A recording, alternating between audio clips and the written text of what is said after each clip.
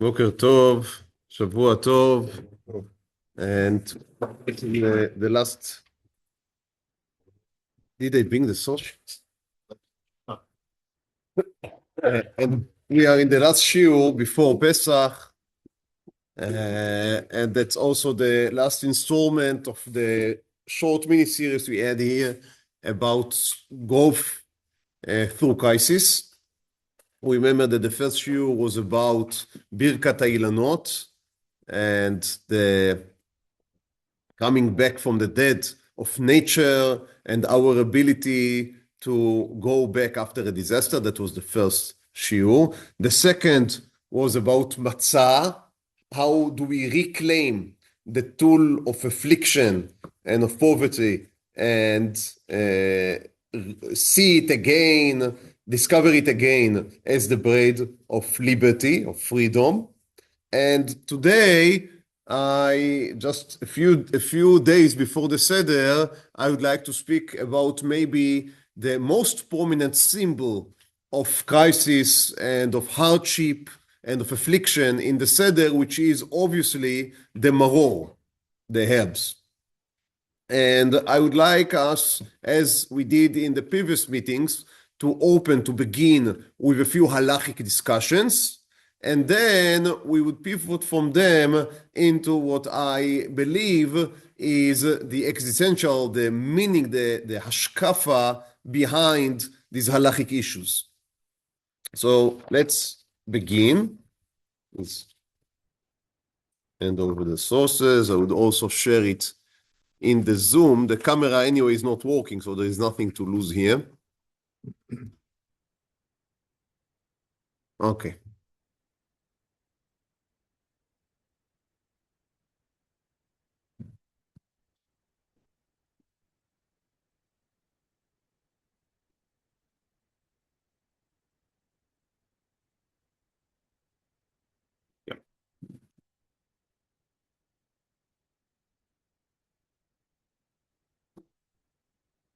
So we begin our journey in the 17th century in a response written by Chacham Tzvi.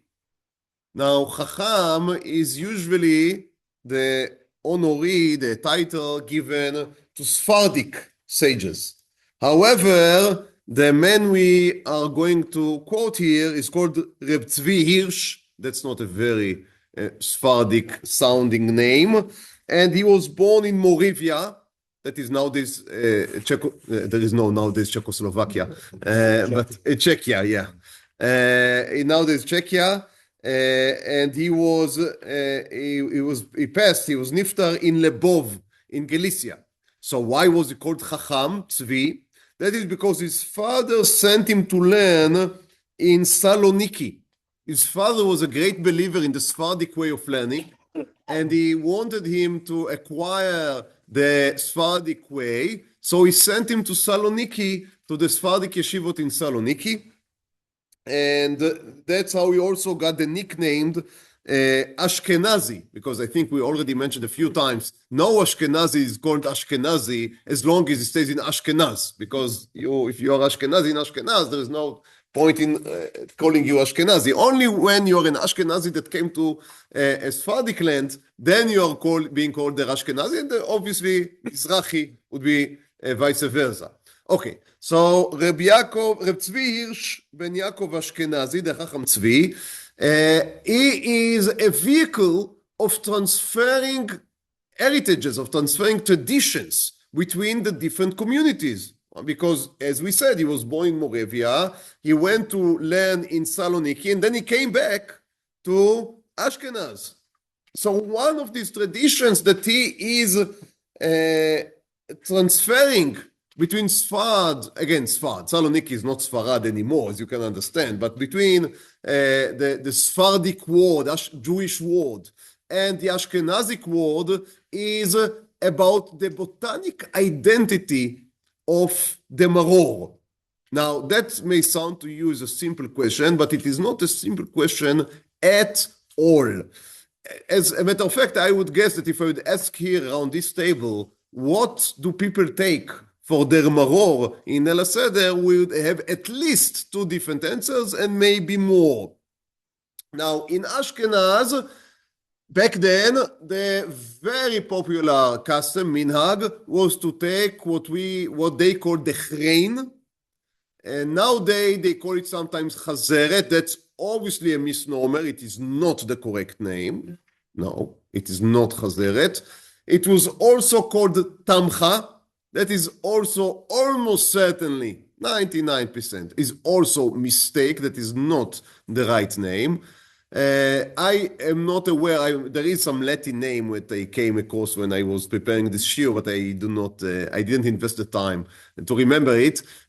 In Hebrew, modern Hebrew, it was suggested that it would be named Harifit,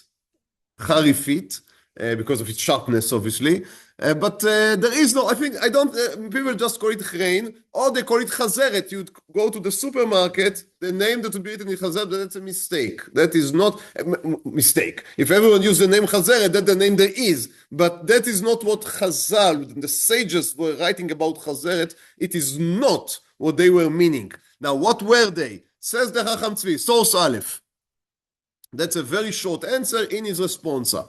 Lezakot et harabim, in order to give merit to the many, בעניין מצוות אכילת maror, about the mitzvah of eating maror, ראיתי כי טוב להודיע, I see that it is good to announce, שהחזרת השנוי במשנתנו, so what the Mishnah calls חזרת, ובלשון חכמים חסה, now you already know the answer now, in the word of our sages of Bavel, it's called Chasa, שמצווה לחזור עליו, is the mitzvah to find for Pesach, כי הוא הראש וראשון השנוי במשנתנו, it's the first name of herbs, named in the Mishnah, הוא הירק הנקרא בלשון אשכנז סלד, אוקיי?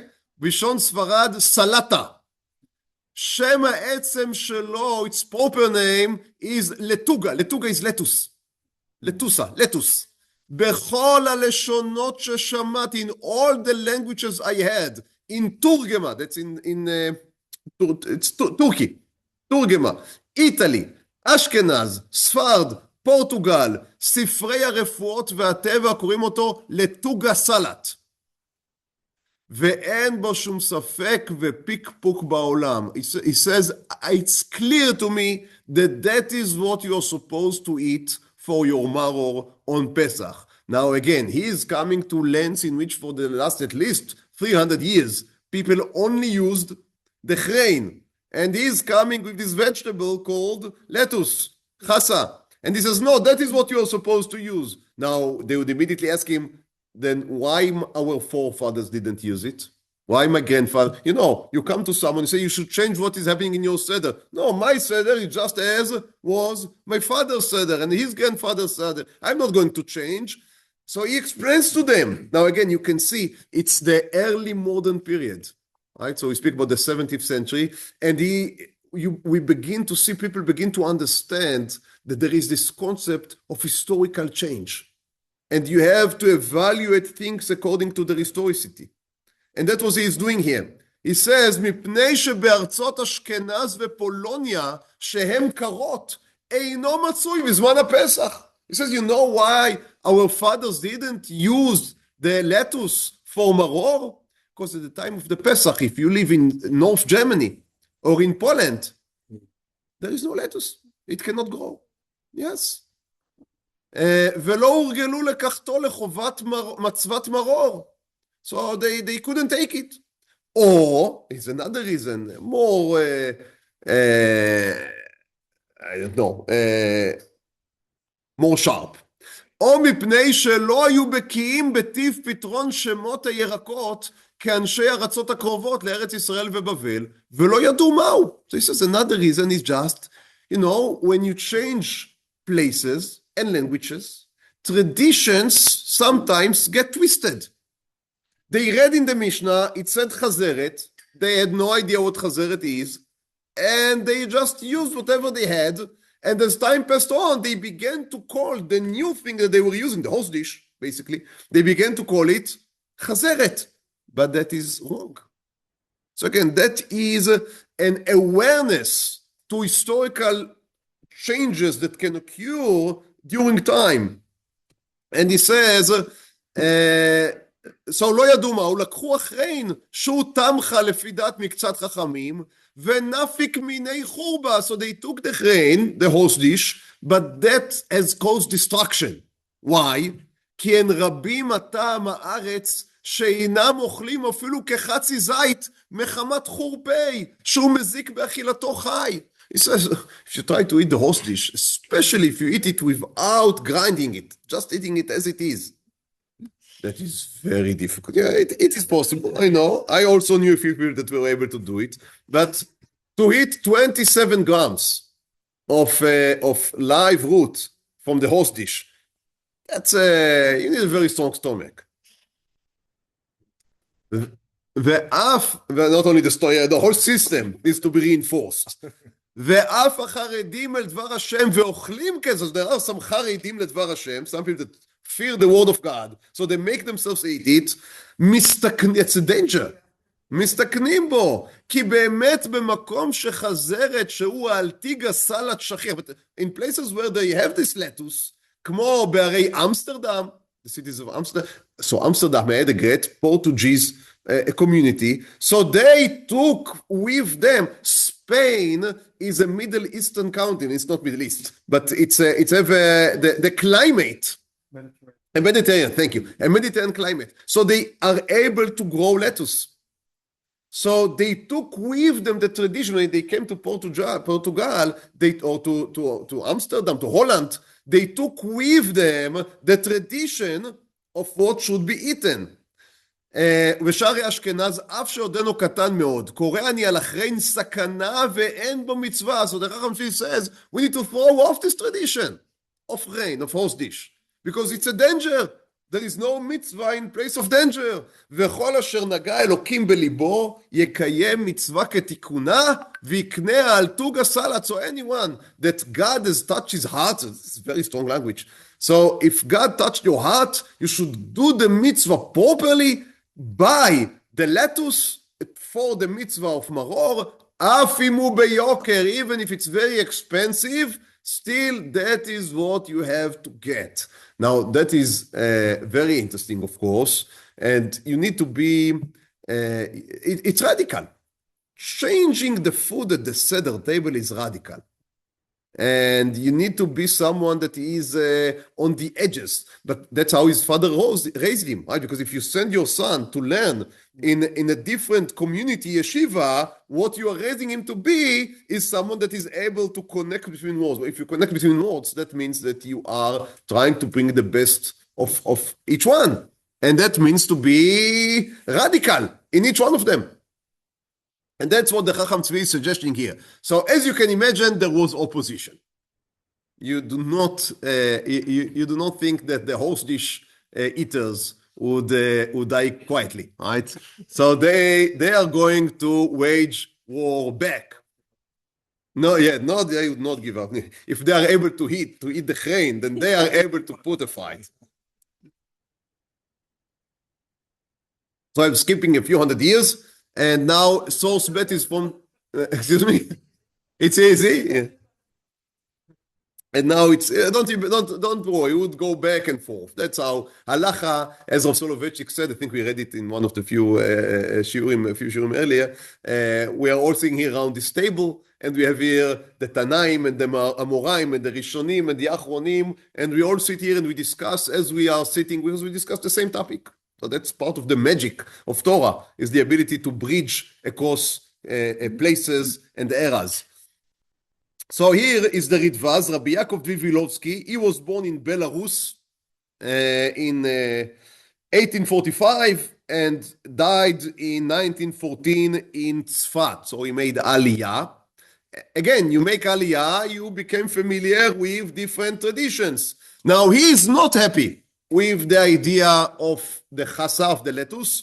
He wants people to eat Chrein, as his fathers in Belarus. And he says, צריך עיון על התשובת חכם צבי סימן קי"ט, שמכשיר הירק הנקרא סלטה על מצוות מרור. Does he think that it's kosher to eat Chasa, to eat lettuce for the mitzvah of Maror? הוא הסלטה, אין בהם שום טעם מרירות. He says it's not bitter. lettuce is not bitter. How can you say that you eat it for maror if it's not bitter? And even the horseradish itself, he says, אפילו maror, כשנתבטל הטעם מרירות, so if you'd grind it a few days before, and you'd let it just stay in the air, it would not be sharp anymore. He said you'd not be accomplishing your mitzvah. You need it to be mar. You need it to be. Now again, I am here doing something which is illegal because I'm equating mar, bitter, with sharp, harif. But it seems to some of the Ashkenazim, I don't want to insult anyone, but it seems the Ashkenazi kitchen was not very sophisticated when coming to tastes. I apologize.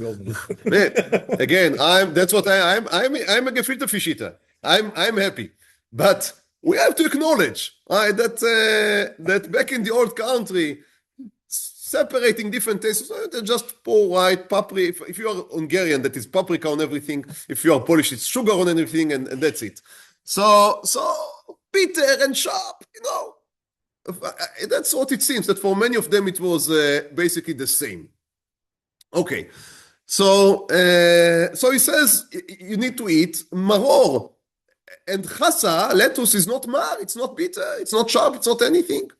It's the taste of a paper, of a carton. You need to eat something which has real bitterness to it. So the Ritva is unhappy with the lettuce for maror. And there is a beautiful story about the Chafetz Chaim. And I think I already told it, but not in this shiur, but in different shiur in the shiur. So and it was 6-7 years ago. So I allow myself to repeat it. Rav Amital would say that a good story worth repeating. So that is from the Chafetz Chaim grandchild, Rav Hillel Zaks. He was from New York, I think. And that's what he writes in his Agada. החפץ חיים עד סוף ימיו אכל תמחה חיים. So again, the חפץ חיים, Rabbi Israel HaKohen Meir Miradin, maybe the most important Ashkenazic posek of the beginning of the 20th century, very well known, and he lived to a very old age, 90-something. So his grandchild tells us that to his last days, he ate the Chrein. However, in his last 2 years, he had to eat the rising salad. So the Chasa, the lettuce. Why? And he did it velo berach alav. But he was so unhappy with eating the lettuce that he didn't make the bracha of al achilat maror on the lettuce. וביקש שאחר יוציאו בברכה. So as we'll see later, his son-in-law was sitting there in the Seder, and the son-in-law was eating the horseradish, was eating the Chrein. So the Chafetz Chaim was so unhappy with the lettuce, he asked his son-in-law to make a bracha on his own Chrein, and the Chafetz Chaim would answer Amen on the bracha of his son-in-law. And now see the next story. מה שלא אכל והטעם, the reason is, שעל חסה אין לו, he said, we have no tradition for lettuce. With all due respect to the Sfardim and to the Chacham Tzvi, I don't have, he says, the Chafetz Chaim, a tradition about the lettuce. And Tamcha, we know for sure is Chrein. I apologize, but we know almost for sure that Tamcha is not Chrein. It's something else. However, but again, a person can only know what he knows. And in their time and place, the Chafetz Chaim felt sure that Tamcha, which is mentioned in the Mishnah, is the horseradish that was used in Europe. Again, historical study teaches us that it's almost certainly not the case. However, the story is more interesting even. מה שלא אכל בשנותיו האחרונות, why in his last 2 years he didn't eat the Chrein? Because 3 years before his passing, in Pesach, they brought the Chrein to the table and he ate it. Now, the Chafetz Chaim was very machmir, very strict in many areas of halacha, including on Pesach. So A, his kezait was big. B, he believed that in order it to be considered a proper kezait, you need to swallow the whole kezait in the same blia. One swallow. Yes. And now in Korech, you have a kezait of maror and a kezait of matzah in the big measures. So you can begin maybe to understand what was the amount of food that he stuffed into his mouth with this crazy amount of horseradish. So, and he was 95 or 94. So that's not a young person anymore.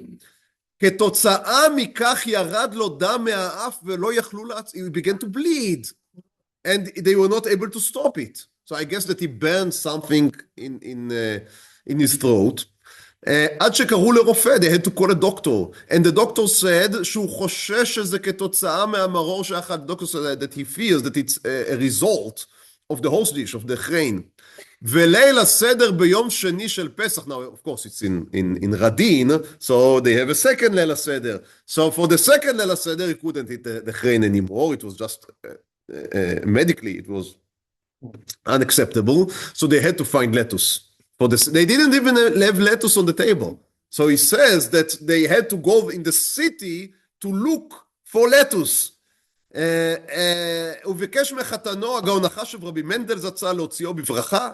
And as we said earlier, so he didn't make the bracha on the lettuce. He asked Reb Mendel, his son-in-law, to make the bracha on the horseradish. והיה מתנחם בזה שמרור הוא זכר ל"וימררו את חייהם. And here we have the first glimpse into the ideas of Maror. So the Chafetz Chaim wanted somehow to comfort himself. That's the language of his grandson. He wanted to lenachem, to comfort himself, that he has to eat this unbitter herb. So he said, Maror is a symbol to vayemareru et chayem, right, to the bitterness of the Israelites in Egypt. Now he says there were two types of bitterness. There was the bitterness of their hard work. So that is the horseradish. The Chrein is for hard work that breaks your body. But there is another type of bitterness, and that is when you are being given a work that you are not used to. So Chachamim say that they were giving the men the works of the women, and the women the works of the men. Nowadays it's politically incorrect to say that is Maror. But for many years that was considered very improper. Right, but each one of us can understand, right? If I like to sit and learn and to teach, and I would be sent, let's say, to make repairing on tanks, so that's not necessarily what I like to do. Right? So even if it would not be very difficult, it would still be considered bitterness. It's something that is mar. Said the Chafetz Chaim, that is the bitterness I taste in the lettuce, right? It is something that I'm not used to, I'm not interested in. They still make me eat it. As anyone who ever made diet, I had to eat Chasa, I think, maybe some people like Chasa. But he said that is the bitterness of the Chasa that I taste. So already we begin to see that Maror is not only a symbol, a general symbol to bitterness, but also the different halakhic discussions regarding how exactly it should be fulfilled can themselves be a reflection on different types of suffering, different type of bitterness, but even more important to me, as I would explain as we would continue this shiur, not only different types of suffering, but different types of human response and of religious responses to suffering. So that was the first question, the question of the identity, the botanical identity of the Maror. As a matter of fact, it's a question that didn't begin in the 20th century with the Chafetz Chaim, not in the 17th century with the Chacham Tzvi, but already in the time of the Amoraim in the 3rd and 4th century. So in source Dalet, that's a quote from the Gemara in Psachim. Ravina ashkeche lerav acha brei Rava. So Ravina, one of the most important Amoraim in the 4th generation of the Amoraim, and 5th generation even, and he finds Rav acha brei Rava, one of the another important sage. The have mehadera merirta. So they were meeting in the marketplace before Pesach. And Rav Acha was searching for a certain type of maror called meririta. So it's a very bitter type of herb. So Ravina said to him, "My da'atich, the meririn tfei. Why are you looking for this specific type? Because that is what is the most bitter. That is not so important. The taste he says to him, is not so important. V'hachazeret nan, we said in the Mishnah that chazeret, and we explain it as lettuce. That is what is preferable for Maror. ותנא דבי שמואל חזרת, ואמר רבי יושעיה מצווה בחזרת, ואמר רבא מהי חזרת? חסה, lettuce. מהי חסה, and why חסה? And here is an interesting midrash. The chas rachmana ilavan, God had mercy upon us. So that's very strange. For the Maror, which symbolize the bitterness, you take Chasa, which is not so bitter. Why? Because Chasa, its name reminds us the mercy, Chas, the mercy of God on us. So they are trying to sweeten the bitterness. Let's go to the second question. So we spoke about the identity of Maror. A second question. On Rosh Hashanah, we dip the apple in the honey. And on Pesach, we dip the Maror in the Charoset. Now, the Charoset, as we all know, is sweet. What's going on? So the Gemara explains that the Charoset is there in order, their Chasa, their lettuce, sometimes had certain type of, maybe of a worm, of some type of even a toxin in it, and the Charoset was somehow used in order to clean it. Okay. But another question. I dip the Maror into the Charoset. What amount of Charoset do you leave on the Maror? Let's see. So again, we go to Ashkenaz, this time to the 40th century, and we go to the Maharil. Maharil is Rabbi Yaakov ben Moshe Mulin. Now, he lives in a very turbulent time, just in the middle and after the Black Death, the bubonic plague, which, as you know, had killed a vast percentage of European population that included Jews, but that was not enough because then the Jews were blamed for poisoning the wells. That is the origin of the verse, of the term, poisoning the wells.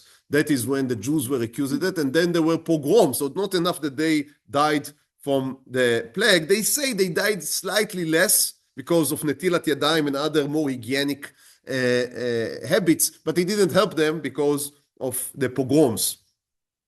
So that's, and he is born after that. Life are very difficult, and many traditions were disrupted. So he is trying to reconstruct the old traditions.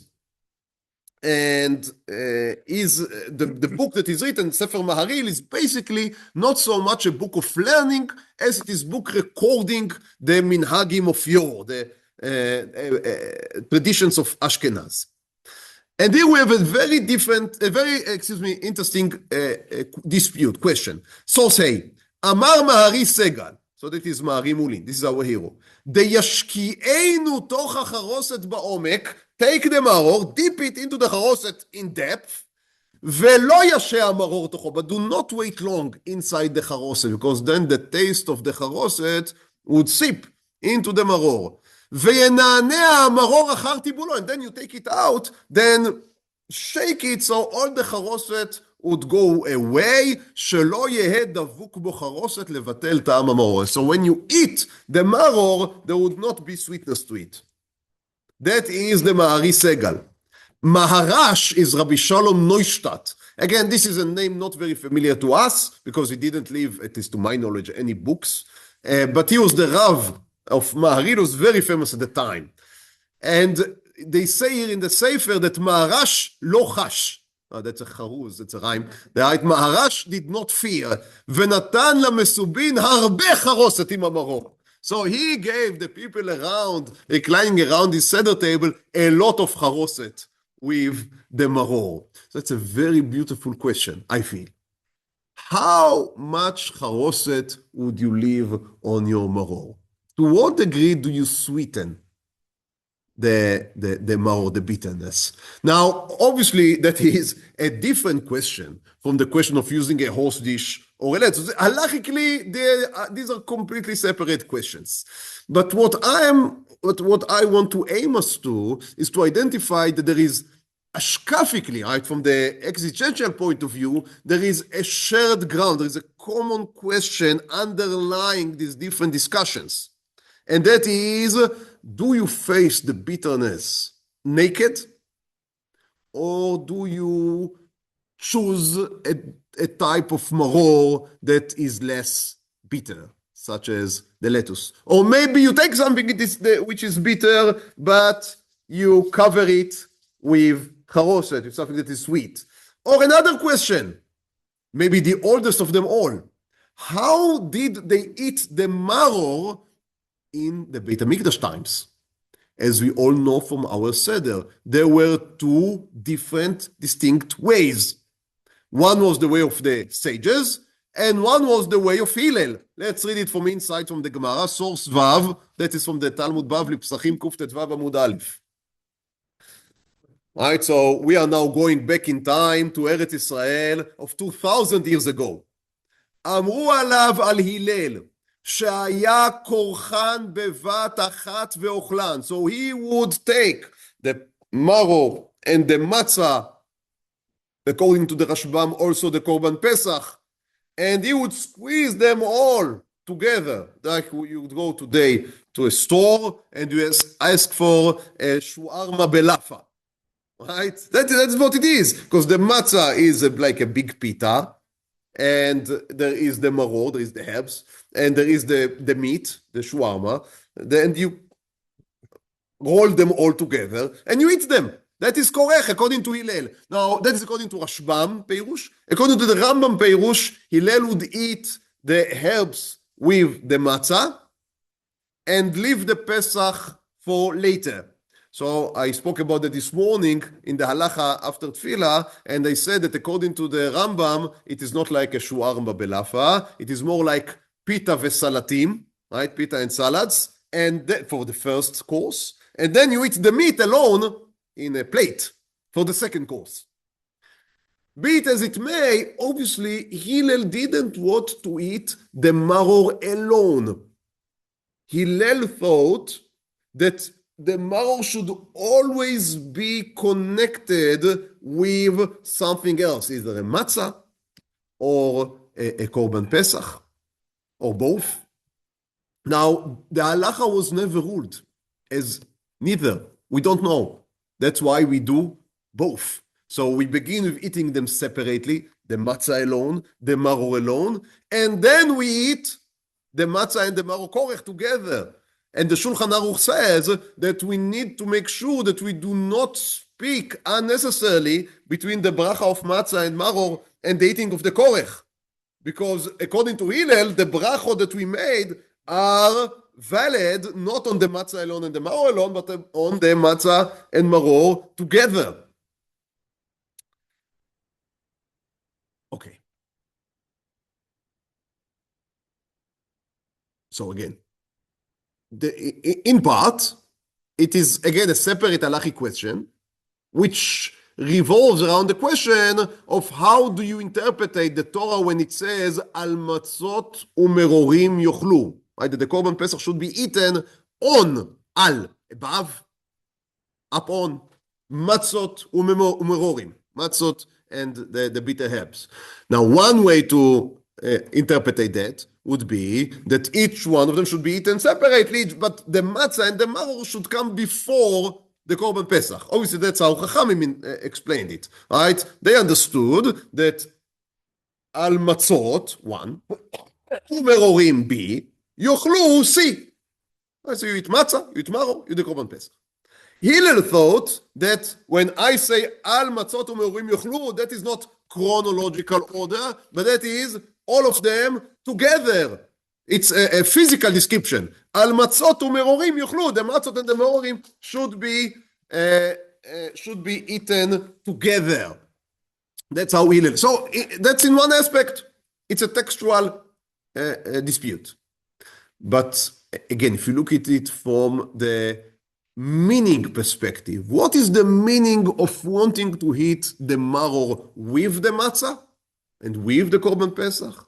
So the bitterness, the memory of the being enslaved, the memory of affliction, must come, according to Hillel, also with the memory of liberation. It doesn't allow you to separate. And Chachamim say, no, you must confront the memory of the infliction alone. And then, of course, there is also the memory of redemption. But do not immediately impose them together.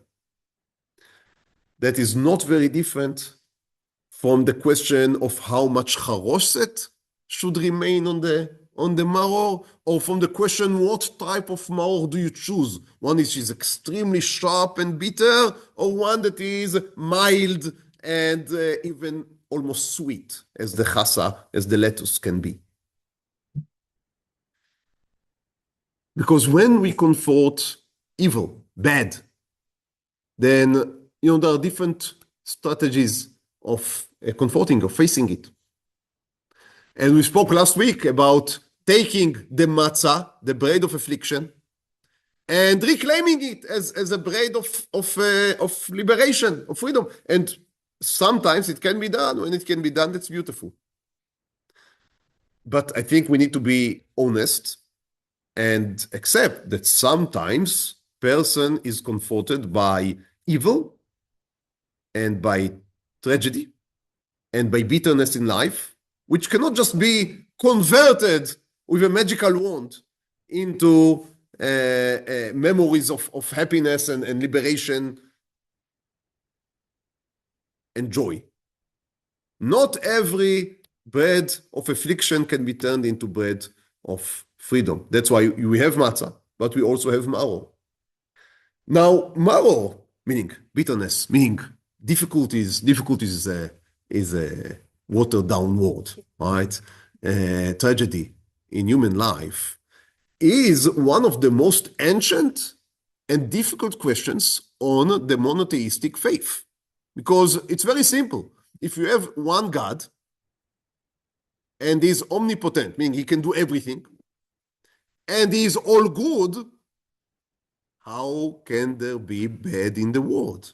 You don't have to be a philosopher in order to ask this question, right? It is asked. The whole of Sefer Iyov, a very long Sefer, is devoted to this question, dedicated to this question. How can bad things happen to good people, as they say? And they do. I mean, one can maybe try to deny. And one can claim that if something bad befell someone, it must be that he deserved it. That was the argument of the friends of Iyov. And the whole book is about rebuking this claim. The Bible itself, the Tanakh itself, does not accept the claim that if there is a calamity, there is a disaster, then you deserve it. And the Rema says, in the Shulchan Aruch, the source is in the Gemara, and the source of the Gemara is in Sefer Iyov, that if someone Chas v'Chaila had something bad happen to them, and you come to him, and you say, you had it coming, and that is because God is justified. You don't want to insult him. You want to defend God. God is not interested, doesn't need your defense. And that is an aveira mideoraita of hona'at dvarim, of causing pain to someone. You are not allowed to say that. You are not allowed to come on the radio and say, this and this happened because they didn't keep Shabbat, didn't do any. This is Isur. It is Isur. Of course, one needs to make cheshbon hanefesh and tshuva, but cheshbon hanefesh should always be towards yourself. When we say Ashamnu bagadnu, it always must be on our own chest, and not Ashamta bagadta on the guy standing next to me.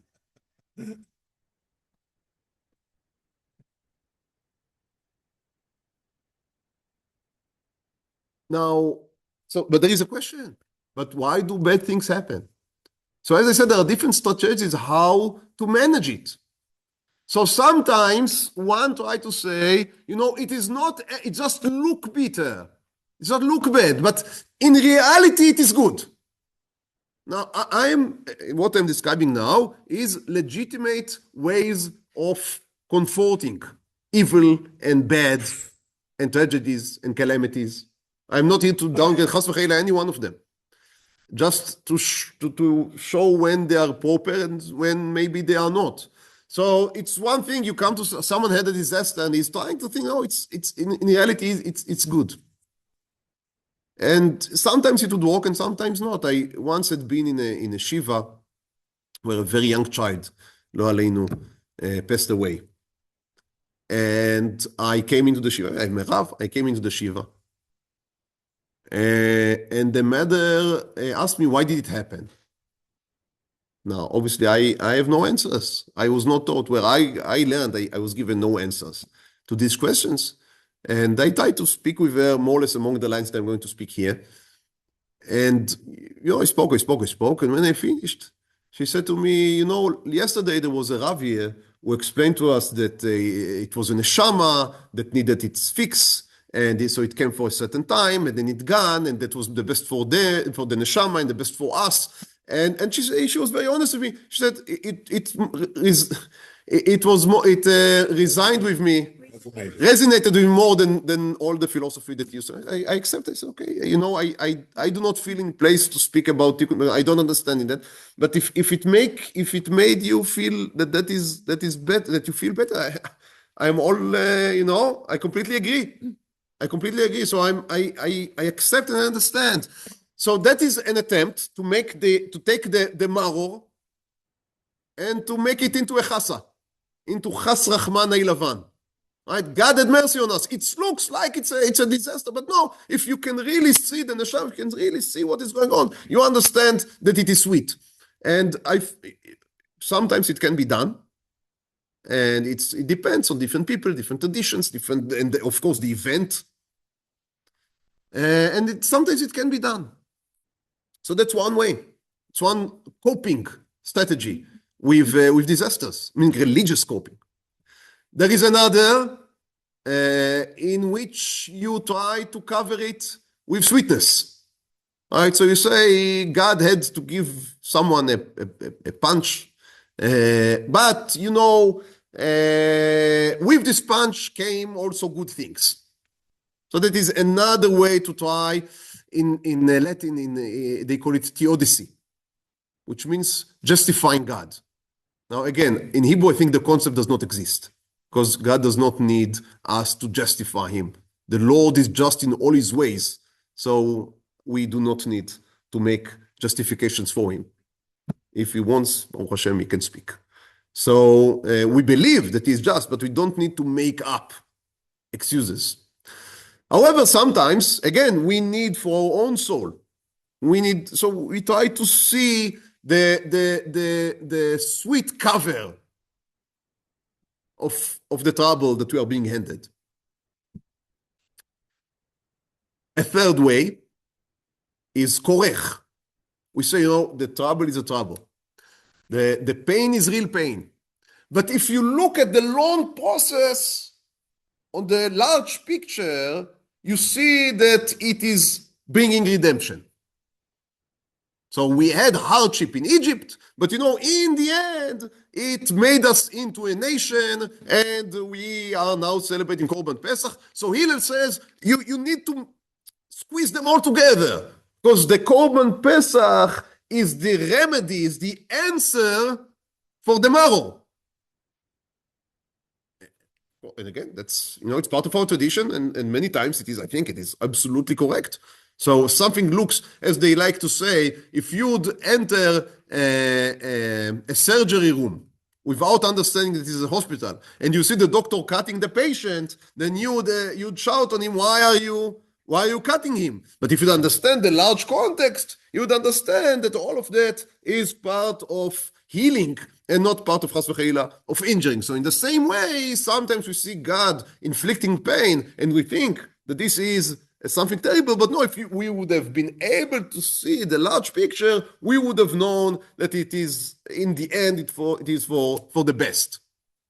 And again, it can be said in different levels. It can be said as a theological truth, that all God does is for the best, so it must be that there will be some good outcome.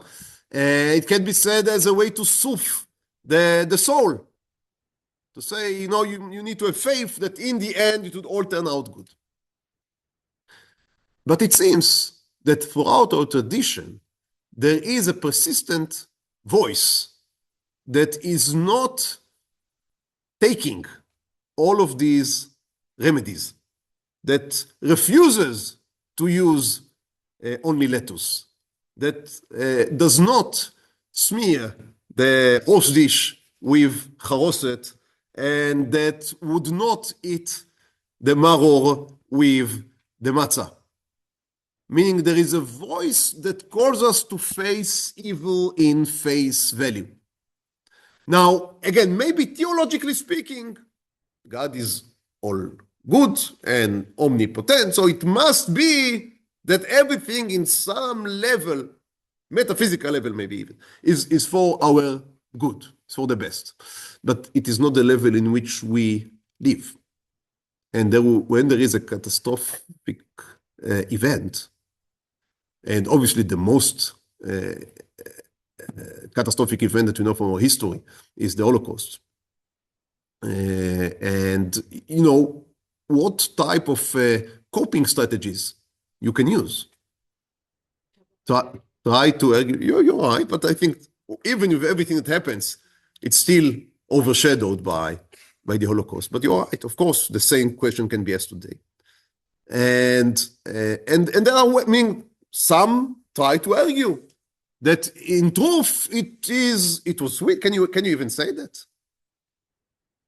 And if you try to say, but there was also a smile while you were being hit, or maybe if you look at the larger picture, then it brought the creation of Israel. Does that a justification? Does that make it good? Does that make it well?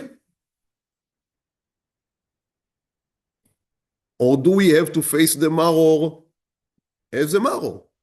And ask ourselves, in our sedative, what do you do when the maror hits? So I would like to read, for me, was my rabbi in many things, but in dealing with the difficulties in life, which is Rav Amital.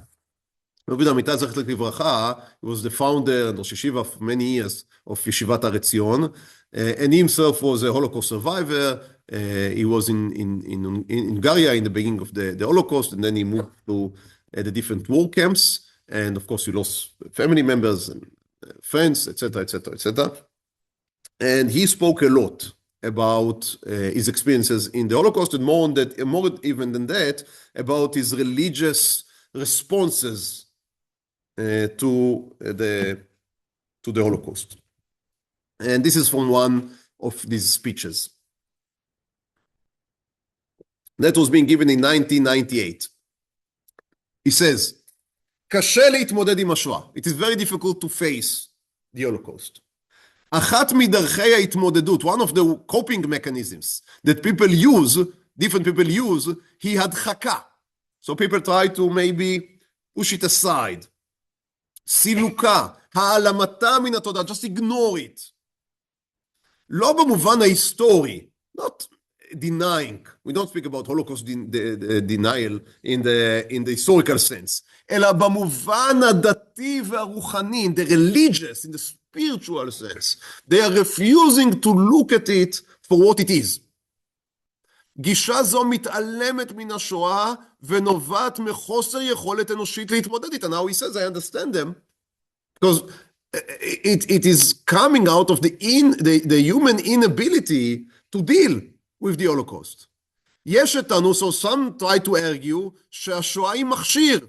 So the Holocaust was an instrument. מעין מחיר, a price, שעם ישראל היה צריך לשלם it to pay, כדי שתקום מדינת ישראל, in order to establish the Jewish state. יש אתנו שמדינת ישראל היא פיצוי לחורבן השואה. So you see, there is a Korech, there is a Charoset, right? That you try to, even if you do not say that it is the cause of the establishment of Medinat Israel, but maybe Medinat Israel is like the Charoset on the Maror. טענו שזו הייתה הדרך היחידה שגרמה ליהודים, או למעשה אילצה אותם לעלות לארץ ישראל. So maybe that was a very famous רב צבי יהודה, הכהן קוק, the son of Rav Avram Yitzchak HaKohen Cook. So Rav Tzvi Yehuda said that the Holocaust was like a surgery. That is the metaphor I used earlier, because he wanted to cause the Jews, the European Jews, to make Aliyah. They didn't move. For 50 years or less, for 20 years, at least after the conquest of Eretz Israel by the British. So for the first 15, 12 years, the gates were open before the first white book. The gates were open, but the Jews didn't move. So there was no other way to make mass immigration, cause them for mass aliyah. That's how Rav Tzvi Yehuda saw that. So that's the Korech, right? That's the Korech movement. Trying to see, yes, it is mar, it is bitter, but in the end there is the matzah, there is the korban pesach, there is the redemption. You needed to go through it in order to come to the redemption. Says Rav Amital about all of these methods, אלו הם דברים חמורים ביותר, שקשה לשמוע אותם. Says these are very severe, hard words, and he says, to me it's difficult to hear them. He saw that as, in a sense, Holocaust denial. Because you deny the religious meaning of the Holocaust. If you try to explain it away, if you try to justify it, it means that you do not look in the eye of the death of 1.5 million children, and then you explain that as what? As a price to pay in order to establish the Jewish. That's not an explanation to anything. That is smearing the Charoset on the Maror. That doesn't. It's not a solution. So what does he say? עבודת השם חייבת להיות בנויה על אמת ולא על כזב וחנופה. He says the worship of God must be built on truth, on sincerity, and not on כזב וחנופה, not on lying and deceiving. לכן נביאים שלא חשו שביטויים כמו הגדול, הגיבור, הנורא, מתארים את הקדוש ברוך הוא, נמנעו מלעשות שימוש בביטויים כאלה. The Gemara in Yoma says that some of the prophecies, some of the Nevi'im, were not using certain titles to God. Hagadol, the great, Hagibor, the mighty, Hanora, the fear, because they said, how can we say the mighty if the temple was destroyed? How can we say Hanora, that people fear him, if they took his children and threw them to the diaspora? So how can you say that he's mighty? Now, we know that he's mighty. Theologically, we know that. Philosophically, we accept it. But existentially, we do not feel it. So we do not say things that we do not feel. This is worship of God. Must be worship that comes through sincerity, that is true. Not in the philosophical sense, in the emotional sense also. כך גם בענייננו, he says. That is true also in our topic. אי אפשר לבסס את עבודת השם שלנו על יסוד של הכרת הטוב בתקופה שבה אירע החורבן הגדול ביותר בתולדות העם היהודי. It is ridiculous to say that our worship of God can be founded on הכרת הטוב, can be established on the basis of thanking Hashem when we suffered for such old times. Now he's saying that, as I said, not in 1946. He's saying that in 1998. But he still feels that he is in the same. Now, you'd ask me, so when this period ends? I don't know. Because it's, as I said, it's an existential question. It's up to each one of us. But he says, to me, I cannot say that my worship of God is based, is founded on being gracious, on hakarat hatov. Why? Because I suffered. And I saw people around me suffering greatly. So he says, so what? Abandoning everything. So what do we do now? He says, Bal chovat halevavot, he quotes here Rabbi Bachye, in the 10th gate of his book, Sha'ar Ahavat Hashem, he suggested a different path, דרך אחרת בעבודת השם. אם תשרפני באש לא אוסיף כי מאהבה אותך ושמחה בך. So even if you'd burn me in fire, I would not but add love and devotion and happiness in God. ואמרו רבותינו ז"ל על דרך הדרש, אף על פי שמיצר לי ומימר לי. So מימר is making my life bitter just as Maror. So even that he made my life מיצר, troubled, ומימר and bitter, בן שדי אלין is still on my breast. במדרגה האחרונה של חובות הלבבות שער אהבת השם, so in the last step of the gate of the love of God, רבינו בחיי is basing עבודת השם לא על הכרת הטוב, not on acknowledging the good that was done to us, although it is also important, אלא על אמונה שקיימת ועומדת אפילו בתקופה של הסתר פנים. Faith can survive even when there is Hester Panim, when God's face as it is concealed from us. That is the explanation of the pasuk לולי תורתך שעשועי עבדתי בעוני. So if it was not for the love of Torah, which Torah here is of course representing not only the book called Torah, but the way of life called Torah. It says that is what we cling to. And he says, איננו יודעים כיצד להסביר דבקות. I have no philosophical explanation. It's not about, as I said, theodicy. Theodicy is a philosophical engagement in which you try to justify God. But we are not being paid to justify God. That's not our job description. We do not speak about tziduk HaDin, but about Kabbalat HaDin, accepting what we are being handed. And he says, there faith can thrive. Because that is when love is being tested. That is also when it is being glowing in the brightest. So on Leila Seder, when one eats the maror, again, as I said, there are different halakhic opinions which represent different coping mechanisms, and different people in different places, different events, etc., etc., etc., can find what is more resounding for them. However, at least this voice in our tradition, which says, eat the horse dish and eat it alone, and do not try to sweeten it with the charoset. It says, at least sometimes in our history, we face evil in its pureness. Now, philosophically speaking, yes, everything is from God and somehow it's for the best. But we are not in heaven. We are here in earth. Here in earth, when we face evil, we identify evil, we say this is evil, we fight it if we can, and we still accept Hashem as our king. And that is the idea of Maror in its purest. That is the idea of Maror in Leila Seder. So again, we as religious people, we like chazara b'tshuva. We like answers. We don't like questions, right? So immediately when someone poses a question, we have to scramble to find answers. Leila Seder is also a time for questions, even if you do not have an immediate answer. And the hardest of them all, the hardest of all the questions, the most difficult, is the question that the Maror poses. Now one can, and again, sometimes that is also the best way. Scramble immediately for answer. Use a more mild herb. Sweeten it with charoset and eat it together with the matzah. And that is, that may be correct. But at least for some of us, sometimes when we face the Maror as it is also important to know that Maror represents the clinging to Hashem even when everything else fades out. And that's in itself, I think, the best answer that we can give to the questions of growth through suffering. So again, thank you so much for joining us. And Be'ezrat Hashem, we should all have first a quiet and peaceful, and then also a meaningful Leila Seder and Pesach of growth, not only through crisis, but בעיקר Be'ezrat Hashem, through happiness and for good.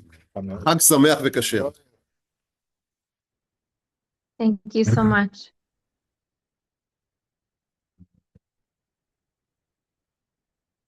For everything. No, Charoset. Yes, they used the Chrein for everything, but they would put ungrinded for the Maror and the grinded one for the Chazeret.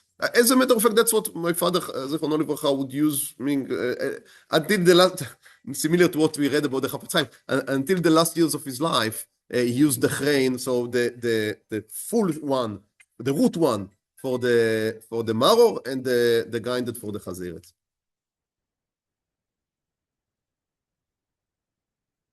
Thank you. Bye.